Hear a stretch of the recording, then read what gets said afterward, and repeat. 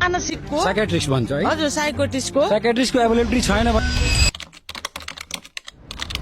Hello नमस्ते म doctor Narottam Jha र म आज आएको छु यहाँ वीरगञ्जको गौवामाईमा निर र म भन्न चाहन्छु कि कुनै पनि ठाउँको अस्तित्व भनेको त्यहाँको संस्कृति हुन सक्छ भने कुनै पनि ठाउँलाई बलियो र ताकत दिनको लागि त्यहाँको एजुकेसन सिस्टम र मेडिकल सिस्टम नै जरुरत पर्छ भन्दै म आज सिधै तपाईहरु सबैलाई लगिरहेको छु म आफ्नो नारायणी अस्पताल।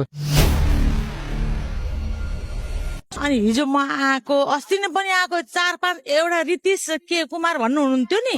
त्यो उहाँ जानु भएपछि यहाँ 2-3 महिना कति महिना बस्नुभयो त्योभन्दा पहिला एउटा ठाकुर हुनुहुँदो रहेछ होइन त्यो गएपछि एउटा रितिश भन्ने आउनुभयो डाक्टर रितिश अलि दिन 2-3 महिना भेट्नु भएन तपाईले मानसिकको साइकेट्रिस्ट भन्छ है हजुर साइकेट्रिस्टको एभाइलेबिलिटी छैन भनेर उहाँले एकदमै दुःख पोख्नु भएको छ यो सरकारलाई हामीले विनती गर्न चाहन्छौँ हामी 6 महिना 1 वर्षदेखि पर्खिरहेछौँ हामी 1 वर्षदेखि उहाँले पर्खिनु पछि यो 500 बेडेड अस्पताल भनेर साइकेट्रिक डाक्टर छैन भनेर कति लाइन लाएर आथे मान्छेहरु कति सबै अनि यहाँबाट रिफर गरेर हामीले नेशनल मेडिकलमा पठाइदियो अनि हामी नेशनल मेडिकल गएको हिजो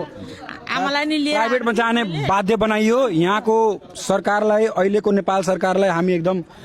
पोजिटिभ छौं र छिटो भन्दा छिटो उहाँले पनि माग गरिराख्नु पर्छ साइकेट्रिक जरुरी छ र अरु पनि म्यान पावर सबै सुविधा यहाँ पुर्याइदिनलाई हामी एकदम सबैको तत्वावधानमा चाहिँ यो राम्रोसँग होस् परिचालित होस् यो हस्पिटल हाम्रो ठूलो अपेक्षा छ। Thank you so much